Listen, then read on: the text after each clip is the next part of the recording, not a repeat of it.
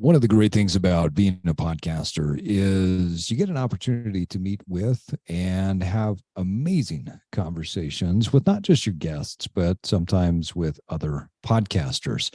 Recently, I had the opportunity to jump onto the All Bodies Outside podcast. And I got to say, this was one of the most fun episodes I've ever recorded. It was a really engaging conversation with Dr. Brian Peterson. I think Brian is doing phenomenal work with the podcast and is really getting some awesome awareness out to his community about what does it take to get outside, to be outside, and to spend time in nature. You see, for someone like myself who grew up in Utah and the mountains were in my backyard, that was an easy answer. I just went out and went for hikes, and I went out on my mountain bike, and I picked up rock climbing. I did so many different things outside. It was normal. It was natural. But in many parts of our country and in many parts of the world, that's not the case. Not everyone feels included. Not what everyone feels like they have access to nature. And frankly, not everyone feels like they know even what to do when they go out into nature, or why getting in nature is so beneficial for them. So this conversation with Brian was, as I said before, one of my favorite conversations because we got to talk about something that I absolutely love doing, and that's getting outside. How does our time in nature help us to evolve as individuals? So with that, we are re-releasing my episode with the All Bodies Outside podcast. I would encourage you to go follow the podcast, listen to some of the fascinating conversations that Brian is having with many experts across the country, and give him a like, give him a rating. And hey, if you're doing that, do me a favor, will you?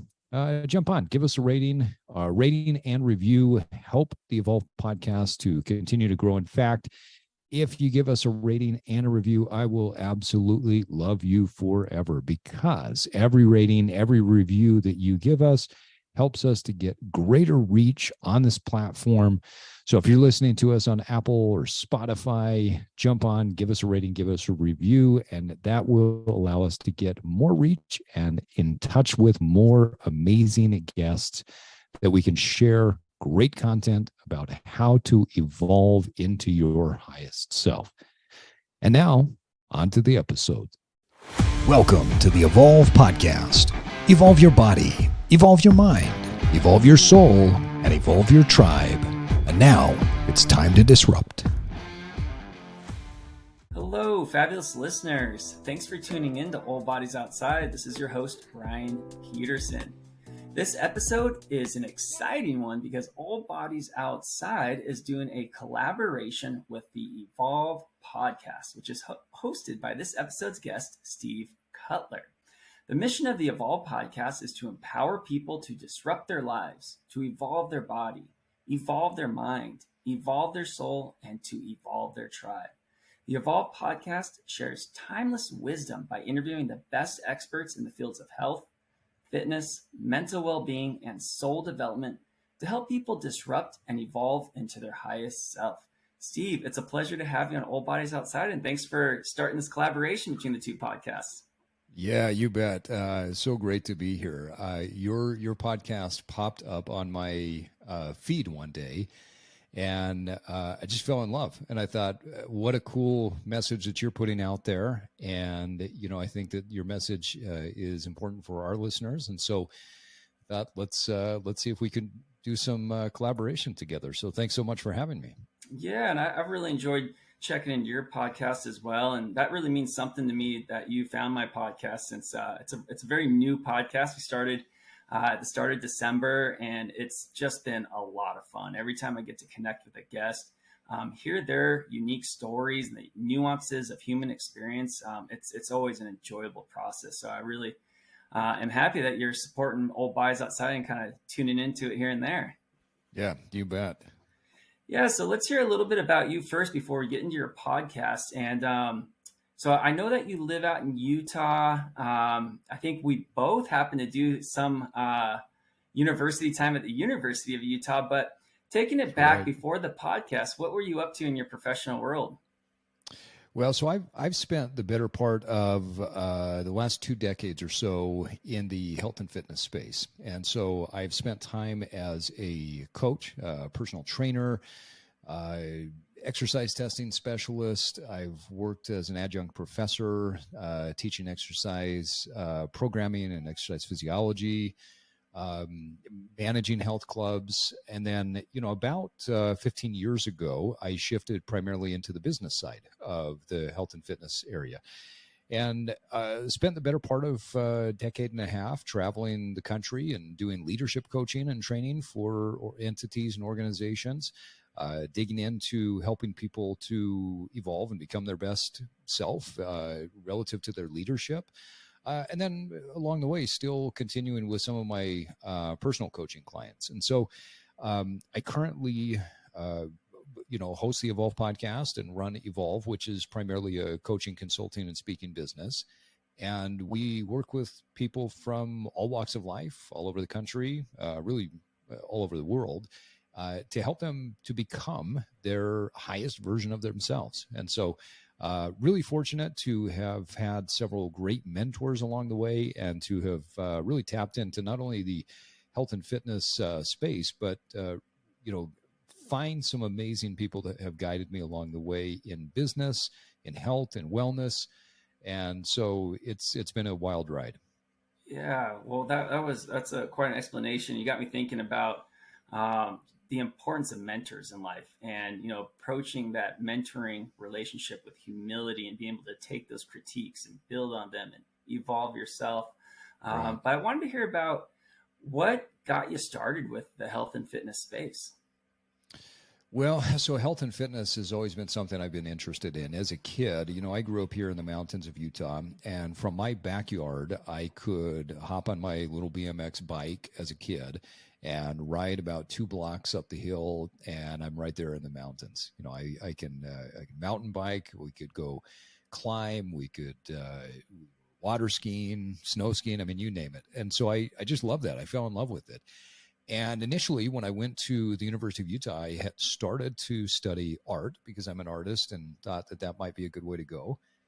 Always been fascinated with psychology, and so I had a dual major in art and psychology. And then one day decided that I didn't want to sit in a room and listen to people talk about their problems all day, and I didn't want to sit in a room painting all day. Those two things seemed very lonely to me. And so I said to myself, what could I do where I could implement psychology, art, and movement? And that's where the health and fitness space came in. And so I started training and coaching people, and got the opportunity to work with everybody from high school, collegiate, Olympic, professional athletes, to bodybuilders, fitness competitors, to just general population. And I essentially became the last trainer that you would come to. So I wasn't the guy that people would come to at first, but when there was a problem that they couldn't get fixed, a shoulder that wasn't rehabbing appropriately, or they couldn't get their power back after some sort of injury or knee surgery, then they would come and see me, and I would help them to fix the problem and move forward. Yeah, well, what a great place to start as being, the coach that no one wanted to go to. I feel like that's honestly an opportunity in itself to really get to know athletes, the heterogeneity amongst athletes, and maybe apply some arts of coaching. Like, I really like that you said that, you brought art to the fitness space. And that's something I've actually thought a lot about with how I go about adventuring, and say, I'm a big runner. So pursuing running, and, Right. Each run to me is a creative action. And so there's a creativity of where do I want to go? And one of the things that I really loved a lot about living in Utah was the opportunities to go off trail. And so that's where, like, I almost felt like I had a personal boost in the creativity process of my run. And so, okay, running down a trail, it might tell me where to go. And that might be exactly what I want for the day. And that's what might be exactly what my body needs for the day. And that's perfect. Other days, though, I'm like, oh, I want to go, explore this, explore that. And there's an extra level of gratification for me when I'm able to do that. But I wanted to hear about how you brought art into your work as a coach. Well, I think much like you, I bring it in terms of helping people to understand the deeper part of who they are, and moving from the place where they currently are to where they want to be. So, for instance, I was doing a consultation the other day with a group that one of the gentlemen that asked me, well, how do we get started? I said, well, we get started by understanding what your goal, what your objective is. Where do you want to get to? How you train yourself mentally, physically, emotionally, spiritually is going to be relative to where you want to get to. And so we start with your goal, and then we backtrack and say, where are you at right now? Not where do you want to be, but where are you currently at?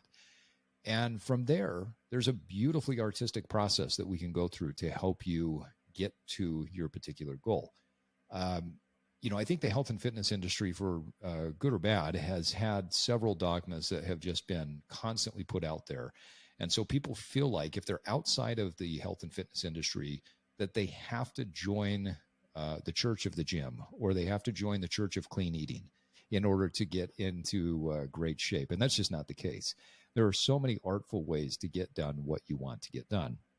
And what I found, especially living where I live, if my clients are locally, I'll get a lot of them outside to start moving, because there is no better way to evolve your body, mind, and soul than to get out in nature. You want to evolve your tribe, take somebody with you, and you're hitting all four of those things. And so that becomes what I call a big bang exercise. A big bang exercise is where you get more than one benefit from it. And so if you can create a connection with other people out on the trail, cardiovascular, agility, you're getting a little bit of strength as you're hiking up that mountain, you've got total evolution happening in the mountains. So that's, I would say that's part of it. And then the other part of it is I put the art into looking at the human body, similar to what maybe our Renaissance forebears did. The human body, to our Renaissance forebears, they were, it was a beautiful thing. They admired the beauty and the symmetry, Da Vinci's Vitruvian Man, for instance. There's beauty in the symmetry and the movement, and I believe that movement should be beautiful. I think that one of the things that makes us old is that we don't take care of all of the different aspects of our movement, and so we don't move in a beautiful way. And so I think that a body that has great symmetry, functionality, mobility, that allows you to create the most beautiful life that you can. So I was talking to a client the other day about this, and she said, as I have lost body fat, become stronger, become more symmetrical, become more balanced, one day something just hit me as I pulled my pants on and I realized that I could button them without pain. I became more present. I wasn't thinking about myself and how uncomfortable I am when I was interacting with my child. And I just interacted with my child and I said, let's go run. Let's go play, buddy. Let's go do this. And she says the day went by and I realized how that beautiful body that I've created, that beautiful movement, has now allowed me to be artistically beautiful and present for my son. So that's, I guess, the cornerstone of how I've applied the art to it. Yeah, Steve, that was a wonderful explanation. I like that you hit on all the pillars of your mission with, disrupting the life, but also evolving your body, evolving your mind, evolving your soul, evolving your tribe. And it really got me thinking about my personal evolution. And I was going to connect that back to you mentioned a little bit about your enjoyment of psychology earlier.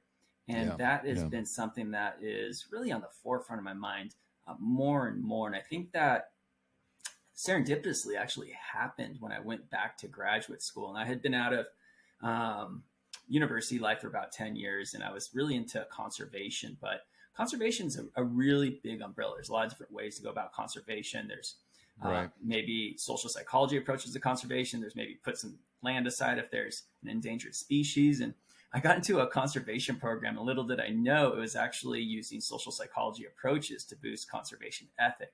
And so I got to start learning about some of these different approaches. And as you're talking about evolving, I was thinking about my personal psychology and thinking about some ways that I have evolved psychologically, becoming more calm of a person, not judging people, trying to understand people, trying to understand their histories, trying to understand their human experiences and their nuances that are part of those experiences. And I think that psychology too it's so fascinating. It's something that I'm extremely fascinated with, and it's something that gets examined a lot on this podcast, on Old Bodies Outside podcast. And that is that With Old Bodies podcast, we often talk about outdoor recreation participation, getting outside and recreating. And for different populations, there might be some social barriers related to that. And, dealing with those social barriers, the perceptions of those social barriers, how that's internalized, and, ways to navigate that. That's something that's a big part of my podcast. And that's that psychology right there. And so I think that's, in terms of disrupting your life and living to the best person that you can be, that psychological component is right there with all your other components that you mentioned. Yeah, it's a great point. And I think that, and that's one of the reasons why I love what you do, because I think that as people have access and they have the ability to get outside, they still need to feel comfortable doing it. It still needs to feel like a safe space that they can be, and also that they have people around them that are supportive of getting outside. There are several studies that have shown, just purely from a psychological standpoint, that the calming effect of nature can mitigate so many negative effects of the psychological challenges that we all deal with. About a year, maybe a year and a half ago, I came to an awareness after my daughter had come to me and said, hey, I saw the psychologist, they ran the tests, and she's pretty confident that I've got ADHD. So I started studying about this and reading about it, and just little by little, I thought, oh my gosh, I think you got that from me, kiddo. So I went and saw a psychologist, went through the battery of tests, had a conversation, and the psychologist said, yeah, you definitely have ADHD. What I've noticed with myself and other people who have neurodivergent brains is nature is calming. Nature allows us to mitigate the negatives of ADHD and maximize the superpower of it. ADHD is a condition of the brain that allows you to focus and bounce between things very quickly, which is amazing until it's not. And nature allows you to take in so many things, but not be overwhelmed by it. And so, that, as you talked about, the access, the comfort piece, the getting rid of the stigmas, it's so important for people to feel like that they have the ability, they have the freedom to get outside and go do what they want to do. And I think there's so many benefits psychologically to it. Yeah. I think that there are so many benefits to it. And so that kind of got me thinking about your coaching. And before I ask my question, I kind of want to give a little bit of background of where I'm at with my personal fitness. I'm a person that loves working out, and I try to do it about 5 to 7 times a week. And it's really just a give or take process. At the minimum, I try to work out 4 times a week. I prefer to work out every day, though, just because I love the action of working out. I've just always been a part of athletics, and I love getting after it. But one of the things that I struggle with through the winter time is working out outside. And so during the summertime, I have a nice healthy balance between gym workouts and going outside and working out outside. During the wintertime, though, Kansas winter it's just windy and cold, and the wind is what gets me. It's not necessarily the cold, it's the wind. And so if it's windy out, a 20 mile per hour constant wind, it's like I'm going to be inside in the gym. And I think it was about 2 weeks ago, me and my wife, we went and did a 5 a.m. workout at the gym. And I left and I said, I had a good workout today, but I am missing working out outside. Like, I feel disconnected from nature. And so with your coaching, do you strive to try to balance certain types of workouts, whether that's gym workouts and outdoor workouts? Oh, for sure. Yeah. And I do that myself. And I'm smiling because I feel the same way. As you know, Utah winters are not the same, but this winter has been crazy. I mean, we are record level snow levels. There's wind more days than not nowadays. And so this has been a particularly difficult winter for me because I love being outside. Even in the cold, I love being outside. I've found that the majority of people's workouts, movement programs are much, much better if you can get some sort of daily movement outside. And even if you're just going for a walk around the block, I don't care. If you can get to the park, you can go on a trail run, you can go hike, you can go bike, something like that. More often than not, then you're going to be better off. Now, the majority of the strength training, strength conditioning type of training that I do with people, or that I recommend that they do, is either in a gym or in their home with the proper equipment. But if they have equipment that carries and they can take it to a park and they can do it at the park, I would much rather, minus those 90, 100-degree days outside where you've got the sun blaring down on you. I would love for people to get outside and do their exercise outside as well. You just get so many benefits to it. So I think any great movement plan should have the foundation of it as an outside movement plan. And that could be that, again, you're just walking. Walking is one of the most underrated exercises in the world. And I say walking, we can add hiking into it, strolling through the woods. It is the most underrated thing in the world. But it is so powerful to change the body, change the mind. And I think that if you're doing that outside, my experience is people just become more calm. They find a better evolution of their mind. One of the things that people don't understand is that walking, we have our typical response, right? You've got the two sides of the nervous system. Essentially, you've got the sympathetic and the parasympathetic portions of the nervous system. And when we're stressed, we're really tapping into the sympathetic part of the nervous system. And when we're going into the rest and relax, we're tapping into the parasympathetic. Well, our fight, flight, or freeze response, we start to go for a walk and it activates the flee response. But here's the thing. It actually, because it's a very small input and we're going in this gentle walk out in nature, it starts to tap into the parasympathetic. And so if someone is stressed, the best thing to do is go for a walk because that's your flee response. But you're not running from your problem. You're just creating a pause. And the longer you walk, the more you're going to regulate, the more you're going to tap in to the parasympathetic side of the nervous system and calm you down. And so as I was teaching a client today, one of the biggest things to get people moving and keep people moving through life is to change your relationship to pain. When you have pain in life, let's say that you're stressed, and so there's this acute pain. Don't go directly at the pain. Hit it from an obtuse angle. Go for a walk, right? Flee from that pain for just a minute because you need your nervous system to calm down.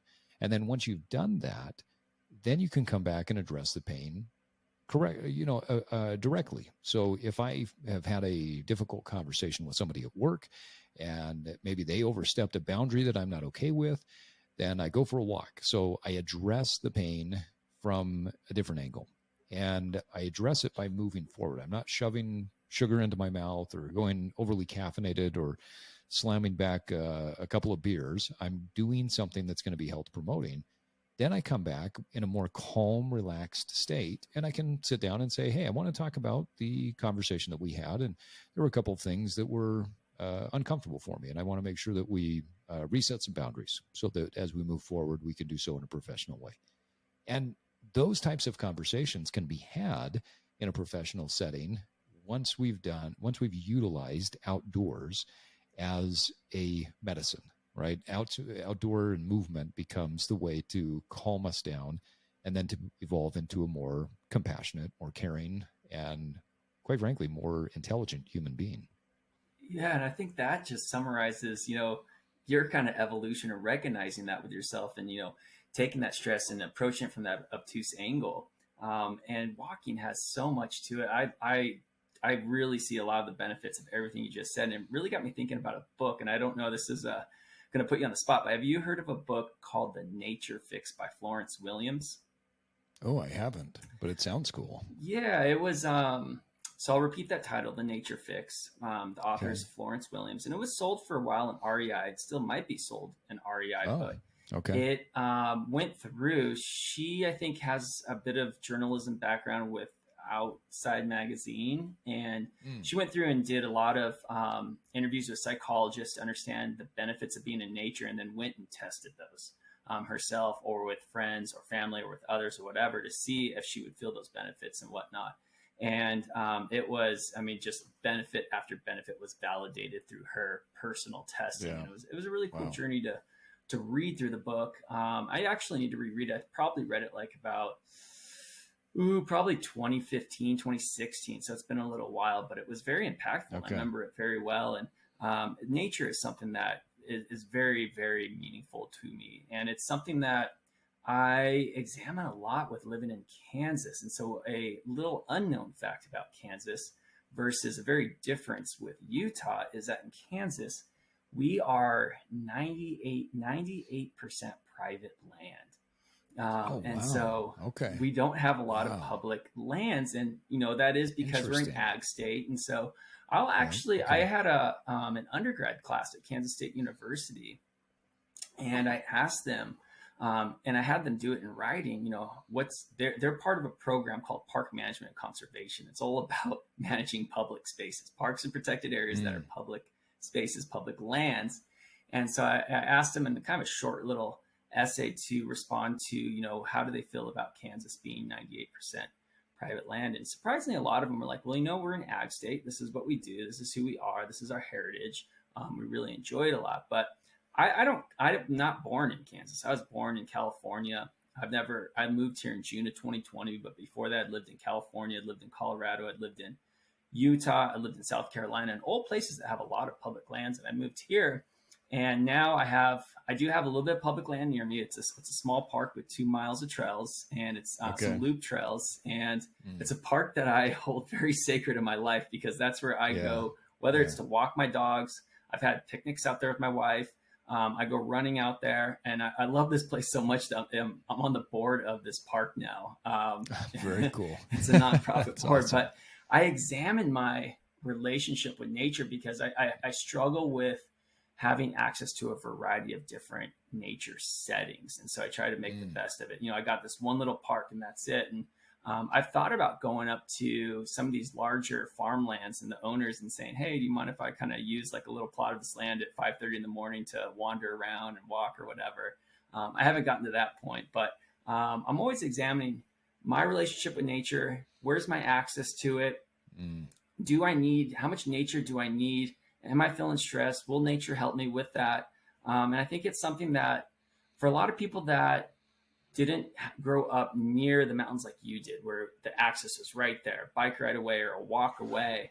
I wonder if those questions go through, say, people's head that grew up in a very dense urban area, and that access is really tough just because it's a far drive and a lot of traffic. Yeah. Yeah. I wonder that too. And that's a great question. I've often asked myself that because, I've spent the majority of my life in Utah. I've lived a few other places, but even the other places that I've lived, we had, some access to either bigger tracts of land, or we still, like I lived in Rapid City, South Dakota for a while, and right there in the Black Hills. So it's same type of thing, access to outdoors. We lived in the Cincinnati area, and I picked up kayaking while I was out there because there was a river close by. But I've wondered at times what's the thought process that people have when it comes to nature if you grow up in a very urban area. And I've coached a few people that are in that space that might be a little bit resistant to it. But I also have a really, I think, unique and interesting perspective because the partner that I have on my podcast, my co-host, he grew up in the Bronx. And so his entire growing up was that concrete jungle space, basically like he didn't have a lot of nature around him. And after having lived in New York for the first, close to 50 years of his life, I mean, he lived in California a little bit. He bounced around a few different places, but he was largely in New York. And he moved to Utah. And when he got out here, he didn't understand this idea of going out hiking. But he said, okay, I'm going to play with this nature thing. And so he would just go to a park that was right by his house. And he would sit and he would read underneath a tree. And then he would go another day, sit and read under another tree. And he said, Steve, I have a love affair with trees now. There's feeling to these trees. As I sit here and I read, there's a vibe. And he goes, I've got my favorite tree that I'm dating. I've got this other one. I mean, and then little by little, he started to observe nature in a different way. And I remember getting a text from him one time where for the very first time in his life, he had gone to Snowbird Ski Resort and ridden the tram to the top. And what is the elevation? About 11,500, something like that, or almost 12,000. And just these exuberant pictures. Here I am in the top of the world, and he shows this 360-degree view. And I think his experience is a really unique one to show people who might be struggling with either access or questioning, how do I do it? And it might be as simple as just take a book and go sit underneath a tree, grab a sketchbook and go sit. I think there's probably nothing more powerful than, even if you're not an artist, to take a sketchbook and go sit and just draw what you observe. Because as the longer you sit there, the more things you will observe, the more you'll see the shadow that you didn't initially see, the more you'll observe that that bird has been sitting up in the tree for probably 20 minutes and you didn't see it when you first sat down. And I think that observation is something that we have gotten away from. When we talk about with the evolve concept that I try to teach people, is in many ways we've devolved because we've leaned so heavily on technology. And I'm not a technophobe by any stretch of the imagination. I want the most technologically advanced life that I can live, but I know where that ends. And that ends when I go in nature, because nature forces me to pause and to observe. And I believe it's in those moments of observation that we see beauty and happiness in life. My daughters were over at the house the other day. They're both going to school at the University of Utah, and they stopped by to say hi to mom and dad. And I said, I get that school can be stressful, work can be stressful, but don't tie your happiness to the ups and downs of the successes, right? When you get a raise or you get a good grade or you get a bad one, tie the happiness to your observations. If you can pause, and especially pause in nature, because this is something that we've done as a family. We'll go out and I'll have my son or my daughter sit with me and just say, observe. Just get used to observing. You have so much more happiness when you sit and observe. So I think anybody that struggles with the idea of where do I start? What's the access? How do I get going? Go pick a tree, sit underneath it, read, observe, 20 minutes, 30 minutes. Do it till it feels a little bit uncomfortable, and then do it for 5 minutes longer. And I think little by little, things start to shift in your soul. Yeah, Steve, I love that story. And I actually connected to it very strongly. And I'll tell you a little story about myself and how that experience I'm going to share, how it connects to this story that you just shared. And so I grew up running track and cross country my whole life. I started in elementary school, ran a middle school, ran a high school, ran a college, run after college, run as an adult now. And back about probably 2008, running finally led me to desiring to try backpacking. Never tried backpacking. It's about my late 20s at the time. I never tried backpacking at all. And the very first time I went backpacking, it was like, whoa, this has been missing from my life. And I just, it brought kind of a little bit of a running aspect to it, but you're walking, but you are sometimes have a heavy pack on. But the nice thing about backpacking was slowing down in nature, actually. If you want to go sit under a tree during a backpacking trip, you typically have time to do that. And my backpacking actually evolved. So I started just really loving the sensations of escape and solitude, and without any intention, just kind of staring at nature and seeing what I pick up on, not having a goal or an expectation, which then led me to bringing, every time I went backpacking, a sketchbook. So I would get, very cool. Yeah, journal, no lines on it. I just bring a Bic ballpoint pen and go sketch the bark of a tree. And you're absolutely right. Like what you talked about, I felt that internally. I felt that psychologically. I'm starting to pay attention to all these small details that, say, if I was running nearby, I might just run right by that tree and not look at those details. And that's fine too, if that's the experience I want. Yeah. But gosh, like doing that slowdown in nature and looking at all those details, that's a great way to start that relationship with nature. So like your friend who came from, a very urban center, didn't have easy access. Maybe that's a great way to start that relationship, is to just go do those observations and start to foster the relationship with nature. Maybe that's the way to look at it, is you got to foster a relationship, and you got to start it from, being an infant and raise it up to an adult relationship. But I love that. Yeah, it matures over time. I think one of the things I found too in nature, especially as I'm going through and observing, is the contrast between the microcosm and the macrocosm. When you look at, like you're talking about, I love the idea of going out and just sketching some bark. When you're sketching bark, you have to look at this and just say, well, it doesn't matter whether you're like, there in art, there's no right or wrong. We live in a very binary society. There's right, there's wrong, there's two political sides, there's right. We're constantly pushing ourselves one way or another. When you sit and sketch bark, there is no right way to sketch bark. And so you get away from this dichotomistic thinking, but you're very focused on this microcosm, and this microcosm, this very small universe of the bark. And as you think about it more, then you realize what the bark is doing. It's protecting the tree. It's providing a place for, if a bear walks by, for a bear to scratch its back, right? There's so many things in this microcosm. And then as you step away, you lose the detail of it. You feel the detail because you drew it. But as you step back, then you just see the tree. And then as you step back further, you see the forest. And one of the things that I think you get in nature, the more time you spend in it, is this ability to go deep, but then also pull back and get a different perspective. And I think if we need anything in life, we need perspective, right? When we get stressed, we're often stressed because there is something in this microcosmic area, this small 2-week window, 1 month window of our life, 1 year window of our life that is, putting pressure on us.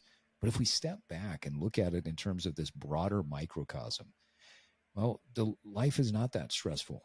When we look at it over the course of 70, 80, 90 years that we'll be living it, the problem we're dealing with is not that important. And when we step back further and say, how many people are on this earth? And is our problem really that important? And then in the vast universe, is it really that important? And we just tend to find that once we go from microcosm to macrocosm and go in and out on those two things, we become observant, but then we also get a greater perspective, and things tend to stress us out a little bit less. We tend to walk around with a little less stomach acid churning up because we just don't feel the stress of life in a better way. And I think that, this is a lot of what Zen meditation is about, or Zen Buddhists talk about when they just talk about the process and, do the thing, sit in a certain way, do the breath mechanically, and then you will eventually get into a more calm state. Going in nature and doing what you're talking about, you are going into the mechanics of getting into the microcosm, which then as you go out of nature, you're getting into the mechanics of looking at it from a bigger perspective and understanding the microcosm. So it's a beautiful example.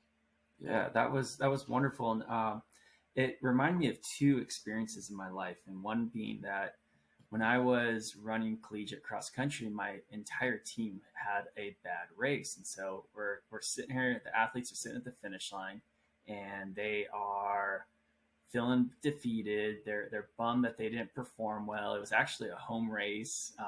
And so everyone's just a little not happy. And our coach comes along and very bluntly says, "Hey, athletes, does anybody in China care how you ran today?"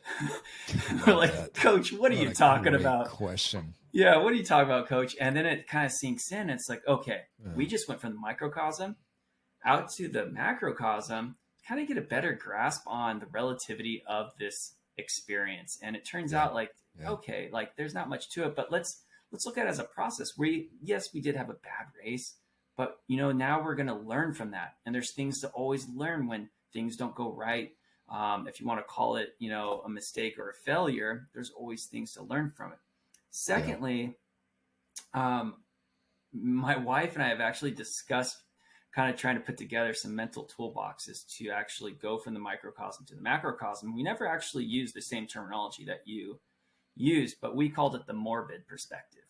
And cool. it does connect to something that you did mention it pretty much. And the morbid perspective is, okay, you're having this stressful day at work. Maybe you had, an interaction that you felt was unhealthy or inappropriate, and you're really stressed about it. You're not sure how to handle it. Or maybe someone kind of characterized you as as a person that you don't think you are, and you're stressed out about that. Well, Mm. anyways, the more morbid perspective is to take a pause, think that you're on your deathbed and you're looking back to that moment. And now on your deathbed, is that moment really care? Like Yeah. you've lived this great life. You got family members that you love. You got friends that you love. You have your work and accomplishments and passionate endeavors that you love. Those major things are probably what are going to be the focus on the deathbed versus this small little interaction at work on a Friday morning type of thing. Yeah. Yeah. That's a great perspective. I love how you talk about it in the morbid way. Years ago, I started, talking about being outside and getting some time out in nature. I had a friend of mine that introduced me to death meditation, and this is something that several Buddhists do, where they focus on death and dying, and they meditate on what that looks like. And so there's a specific process that they go through, and then I started to peel the onion layers back a little bit more. I read one of the Dalai Lama's books on death and what Buddhists believe happens with death. And one of the things that I found through meditating on death and looking forward at what does my death look like? What's going to happen? What do I really want? If this time is a very finite time, what do I want to focus on? What emotions do I want to carry? What do I want to give attention and energy to? Because at a certain point when I die, all of those things are gone. And it shifted something in me to where, as you're talking about this morbid mentality, we live a lot better when we just come to the reality of our own mortality and realize that at some point we're going to die. And the thing that's stressing us out today is really kind of silly when you look at it in terms of the bigger perspective. Now, it's not to say it shouldn't be addressed, but when we feel that, that rush of adrenaline or that rush of whatever is happening inside of us, that embarrassment or sadness, that emotion can fly away just as quickly as it came. And I was talking to a client this morning about it, that, we choose to live one of two ways in life. We choose to either feel our emotions and then follow them, or we choose to feel our emotions and then say, so what? So what am I going to do now? What's my choice? Now what am I going to do? And feeling emotion just educates us. Feeling sensation educates us. And so if we have that bad day at work and we put it into this morbid perspective, we can feel the emotion, we can recognize the emotion, we can honor the emotion, and then say, well, this is educational. Now what? What am I going to do? What was it about that interaction that bothered me? Did I just feel embarrassed? Did I feel offended? Did I feel like I didn't communicate very well? Or what can I do now? And that's where I think pausing, getting in nature, getting some time to ourselves is just so beneficial to that overall mental health piece. Yeah, I liked how you talked about with peeling the layers back and looking at those different aspects. It is important to kind of go back and have that different type of perspective on it, take that pause. And I was thinking about, as you're giving your explanation about life being finite, and so we have the one vein of life is finite, and that can apply to the morbid perspective, or the morbid perspective can Sure. apply to that. And like, hey, like there's significant things that go on in life, love, family, friends. And then there's things that, are small. I'm going to take a pause. I'll get back to it when I have a different energy. And in a different vein, I have actually been, and this is definitely a different vein. It's definitely a different vein, different psychological vein. I have been stressed out by the finite of life, the temporariness of life, because what I will do, and maybe I think it does connect to this vein, and I'm kind of processing this out loud. But I will, something will not be going right, or maybe I've been working exhaustively for 2 to 3 weeks, 7 days a week. And I'm like, man, life is too short to be working like this. Like I need to, I enjoy working. I enjoy producing. I enjoy interacting with colleagues. But there's also like a time where I start to feel detached from myself. I start to feel detached from my home relationships. And I start getting frustrated about it. And so when things get really busy, I start to get down on the fact that life is finite.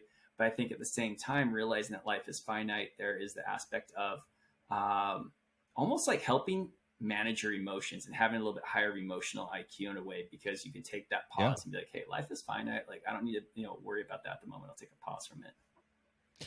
Yeah, it really is. That can be difficult, especially for people if you are the type like I am. I'm very driven to succeed in whatever I choose to do. Right, I at times take on too many things because I've got too many ideas, but I want to be successful in whatever I take on. So, as I'm crafting a podcast, I want the conversation to be the best podcast that it can be. Right, if I'm coaching a client, I want it to be the best coaching situation that it can be. And so it really puts me into a lot of high pressure moments, high pressure type situations. And I think that there's a benefit to that. I think that there's something to be said, that there is a finite nature to it, right? But then at the same time, when we get so lost in that particular moment, we do lose the fact that there are some things that are just infinite. We have no idea how big the universe is, right? We have no idea how many molecules of oxygen are in the Earth's atmosphere, and how it seems infinite, right? And so every time I've taken a breath, I'm sure I've gotten oxygen in, otherwise I would have passed out. And so it could be an infinite number of oxygen molecules. The universe could be infinite. We haven't found the end of it yet. And even if we do, did we really? Because if you go into the microcosm and you go into the internal universe, have we found that? Right. So I think that there is a good balance between understanding the finite and something that could be infinite. The idea of the infinite can be something that will pull us in a certain direction, whereas I believe that the idea of the finite grounds us. So I think that both are important, and I think it's important to just at times ask yourself, okay, what do I need right now? I've been focusing hard on this particular area, whether it's a business or I've been training for a race or whatever it is. I've poured myself into this, and I feel a sense of imbalance, or I feel a sense of unrest. And so what now? So what and what now? I think those are important questions to ask. Yeah, you got me thinking of a documentary that I recently watched called Stutz. And it's okay. I haven't watched it yet. How was it? It looks fascinating. Yeah, it's fascinating. I think that there's things to take away from it. I think that parts of it get redundant with the information that's delivering, which is fine. Okay. But I think that it's worth watching. I think that's worth watching. And so I have, as a person, a great ability to get my mind on a loop. And typically when I'm referencing this loop, it's a negative loop. And I'm just kind of caught up in that microcosm of situation that stressed me out. Now my mind is just looping. Yeah. And I did learn a nice tool from Stutz, and Stutz, they inaccurately / accurately call that mental loop the devil. And interesting. And they're just what they're doing by that is just putting a negative connotation on it. And the reason being is, if you can recognize that you're in that negative loop and you can put a negative connotation on it, you have more of a chance of getting out of that negative loop.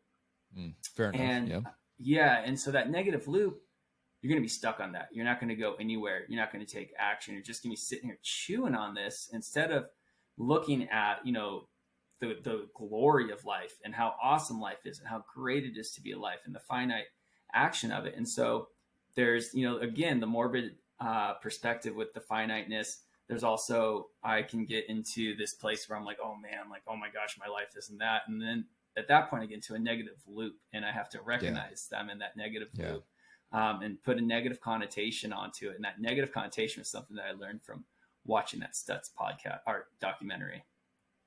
Yeah, that's an interesting concept. I think I've always been a big fan of using whatever we have. So if you get into a negative loop, I don't necessarily think that the ability to get into a negative loop is a bad thing, because it can be very telling and very teaching.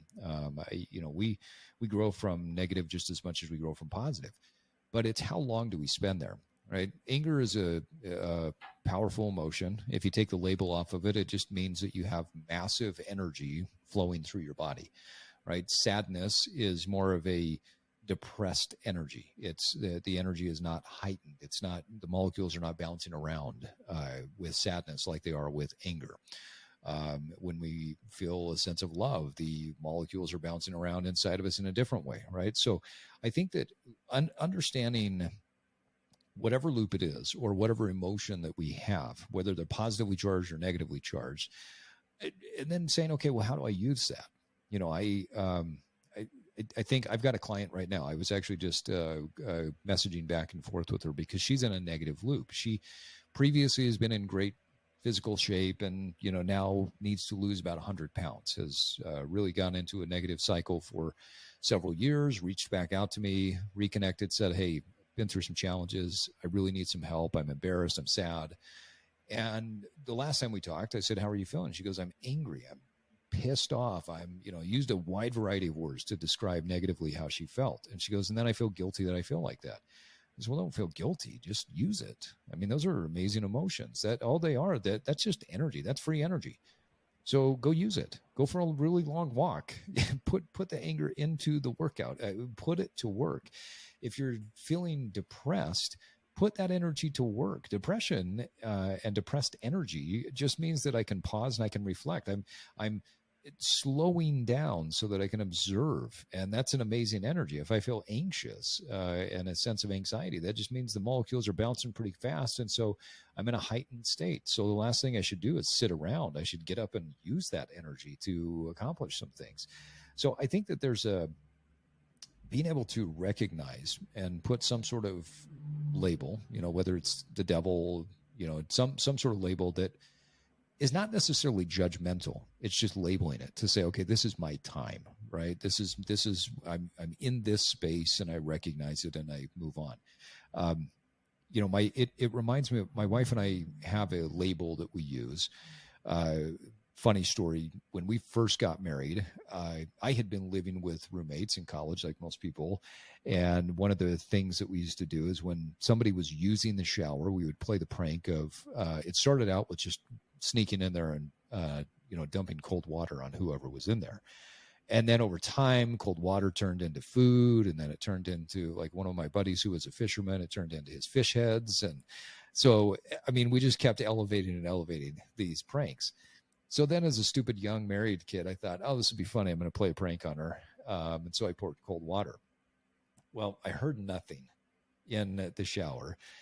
And I thought I would hear her screaming or, what are you doing? And we just have this banter back and forth. And then I pull the curtain back and I get this boom, quick punch to the face. Reactionary, right? I mean, my wife is the most nonviolent person that you will ever meet, but it was this reactionary punch to the face. And I just stopped and I started laughing. I'm like, oh my gosh, I did something here. I created a reaction that obviously I don't understand something. I had to go to work. So I said, sorry, go to work, come back later. We talked about it. Came to find out that she absolutely hates the idea of being cold. And cold water is like the worst thing in the world to her. And it's not just the physical sensation of being cold, but the idea that I would pour water on her created this emotional response of, why would you take me out of my comfort zone? Mm. And so when we talked through it and we came to the realization of what cold water meant, cold water is now the term that we use for anything that is a no-go zone for us. And so if she does something that stops me in my tracks, or if I do something that offends or is critical or something like that, we just look at each other and we say, we'll use the label. We'll say, well, that's a cold water. And so then that becomes this communicative tool in our toolbox that we utilize now to just say, all right, we've got to, it's cold water. You have to understand that we're going to love and respect each other. And so we're not going to go there. So let's come back to love, empathy, and compassion, and I will not do that thing again. So yeah, I'm a huge fan of labeling without judgment, right? Cold water to us, or the devil, like Stutz is talking about, as long as it's not something that brings guilt and shame, then I'm a huge, huge fan of that. Yeah, and that cold water connects so well to a strong experience that you both had. And I had a colleague that told me that the no go zone for him and his wife, when they were approaching it, the word they used, they had to put comedy on it to keep them out of the zone. So the word they used is sausage. Nice. So, you know, Nice. if things are getting heated or things are getting uncomfortable, sausage. Yeah. And then it's like, whoa, that creates a pause suddenly. We kind of get a laugh out of Yeah.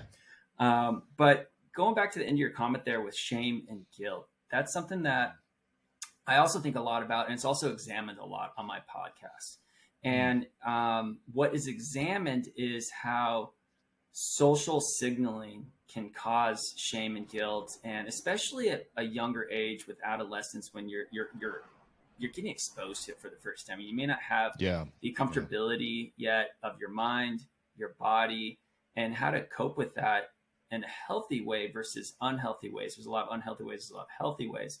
That's something that's examined a lot. And I was actually wondering, kind of how you, if that comes up with your coaching or whatnot, with, helping people get away from shame and guilt, but actually doing this for themselves if they want to do it for themselves.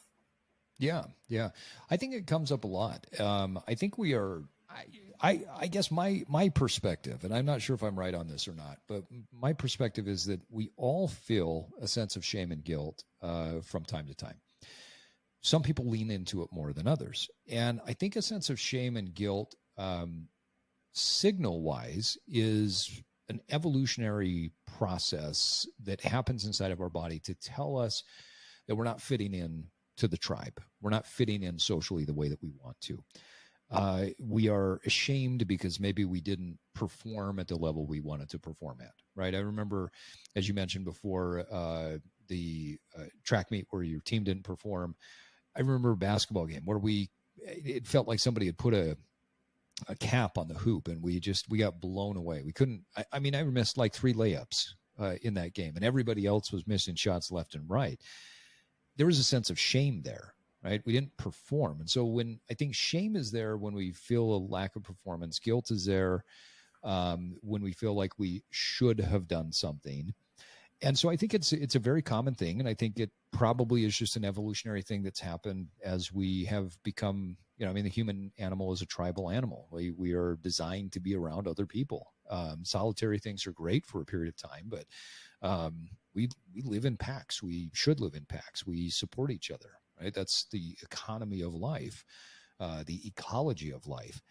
So shame and guilt for a lot of people, though, becomes something that is just the natural response that they have leaned into. And so it becomes easy to go into that.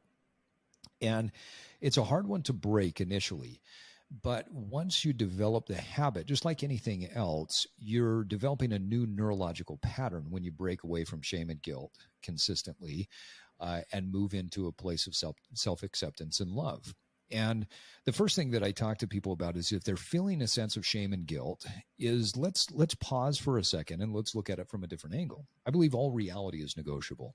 And so when you look at something and you say, oh, I'm so ashamed and I'm so guilty, I'm such an idiot, or whatever the verbiage is, I say, well, okay, you can go that route, but let's just account for what actually happened. What did you do? Well, I did this. Okay. What did you want to do? This. Well, why did you not do that? Well, because of these things. Okay, so should we throw you in jail? Should you be beheaded? And I go to the most extreme weird thing that they could think of. Well, no, that's stupid. No. So then what's the problem? In order to fix what you're talking about, what do you need to do? Why do you just need to go back and do that one thing? Okay. So be like an accountant. Just account for what you did. There's numbers in this column, there's numbers in that column. So you either did it or you didn't. If you want to get really good at life, you become great at accounting for things rather than using shame and guilt to push you backwards. And so the first thing is to pause and start to account for your life. The second thing is to stop shoulding on yourself. And I use that phraseology because it sounds like something else, right? But it feels like that too. When I say I should do this, I should do that, well, all I'm doing is I'm putting expectations out there for myself into the ether of the universe that will come back karmically and make me feel guilty and shameful when I don't do those things. And so instead of shoulding on ourselves, we shift from saying, I should do this to I'm going to do that. I choose to do that, or I prefer to do that. And we talk about preference or choice. Preference and choice is just, again, there's very few things in life that I would consider just all good or all bad, right? Yes, you shouldn't steal from somebody. You shouldn't kill another person. You shouldn't go sleep with your best friend's wife. Like, there's some goods, bads in there. But most things in life are relatively neutral. If you choose to go get a coffee versus a tea, that one isn't good, one isn't bad, right? And so if your preference is to go get a tea, then get the tea. You choose to get the tea. If your preference is to drink the coffee, then choose to get the coffee because your preference is the coffee. And understand that the majority of life and its happiness will be tied to what your choices are rather than shoulding on yourself. So I think once you start to break the pattern of shoulding and you're starting to hold yourself accountable, you're changing the way that you're responding to life. And so life now becomes something that you're very conscious of. Life becomes something that you're very intentional about.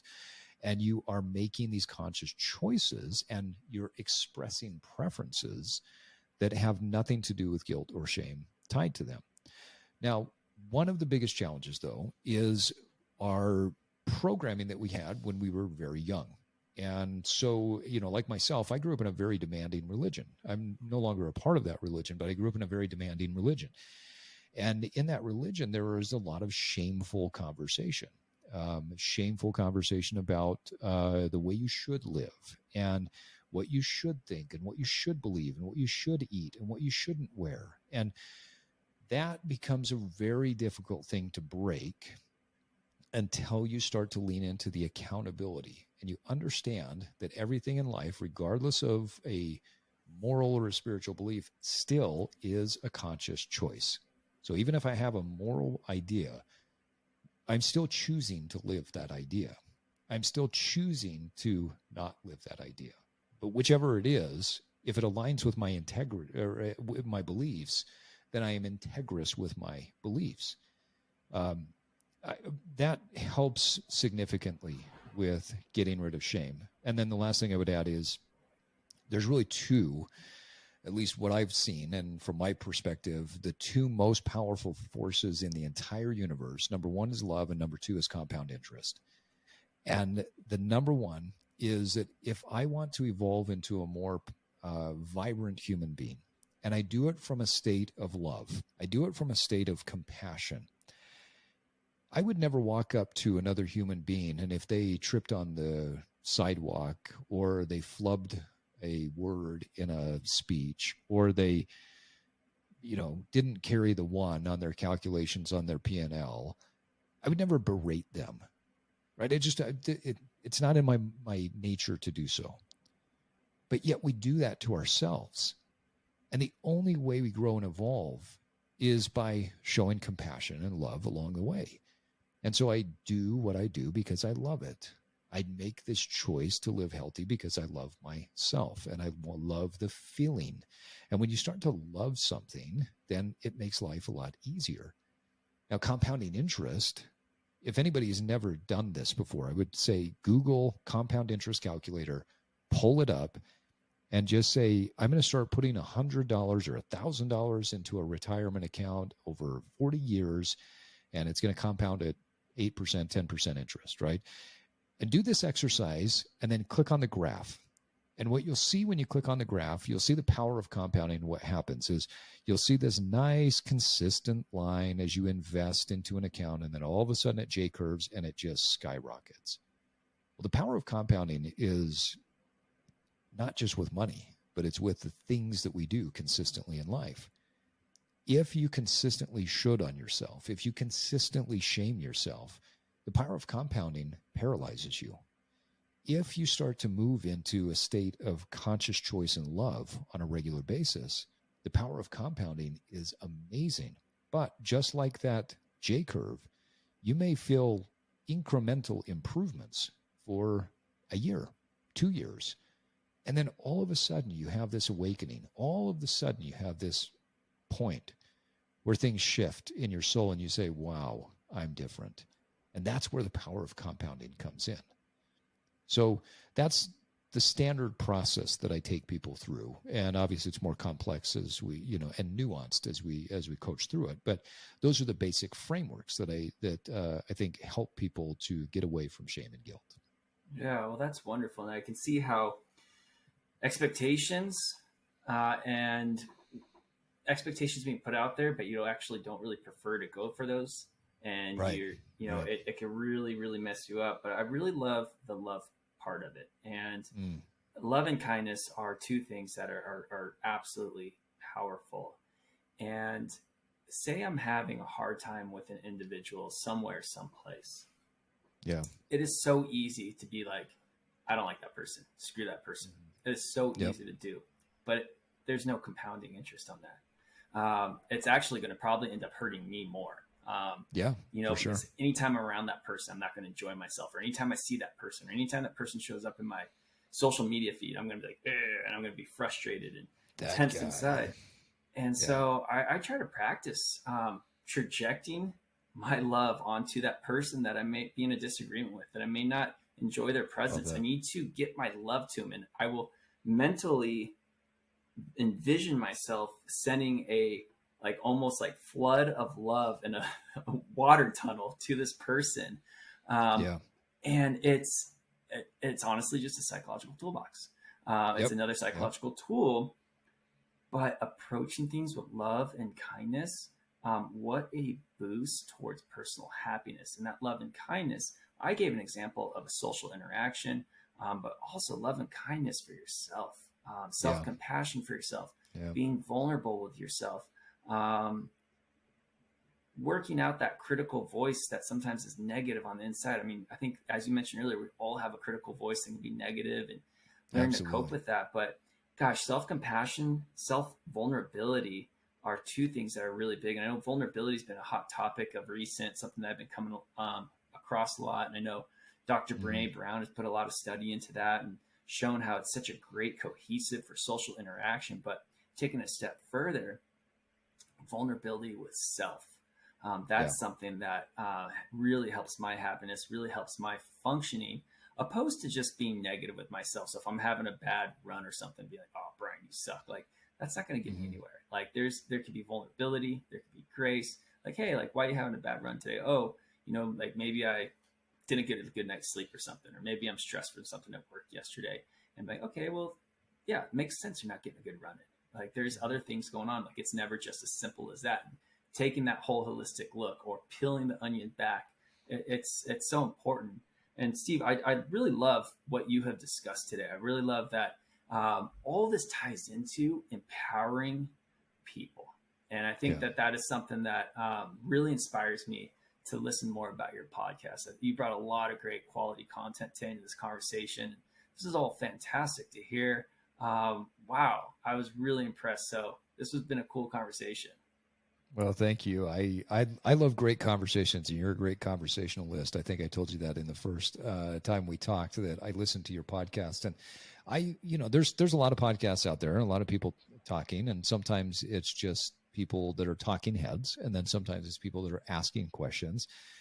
I prefer great conversation. I prefer the interchange and the back and forth. And so, as you mentioned, with being a newer podcast, I listened to yours, and I thought, when you said, well, we're a newer podcast, we're not that big. And I said, I don't care. Like, I just love having great conversations. Even if we weren't doing a podcast, I would want to sit and have this conversation. I think when we first talked, I don't know how long we talked for, but I think it went longer than what we had planned because of the conversation. So I can't tell you thank you enough. I mean, great conversation is one of the great joys of my life. And so appreciate, what you're doing here, the message that you're putting out, and the fact that you are using your conversation skills that you've developed and your just openness to life and to love and to helping other people on this podcast. So it really is an honor to share the space with you.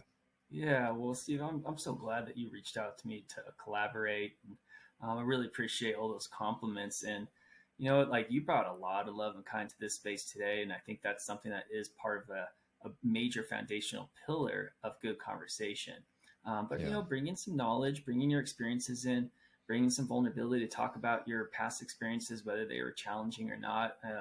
That's all stuff that goes into the conversation. The art of conversation it's quite an art, and it's something that I feel challenged by a lot of the times. So I appreciate the compliment, to tell you the truth. No, you've got some skills. Yeah, definitely. Yeah, well, hey, for the listeners out there, I want to recommend checking out the Evolve podcast. Steve Cutler here does a wonderful, wonderful job with it. He's got over 20 years of experience on his topics, and he does a great holistic approach with his clients and athletes. And it's something that I definitely recommend looking into, listening to his podcast. There's all types of great topics on there. And so when you get the time, check out the Evolve podcast.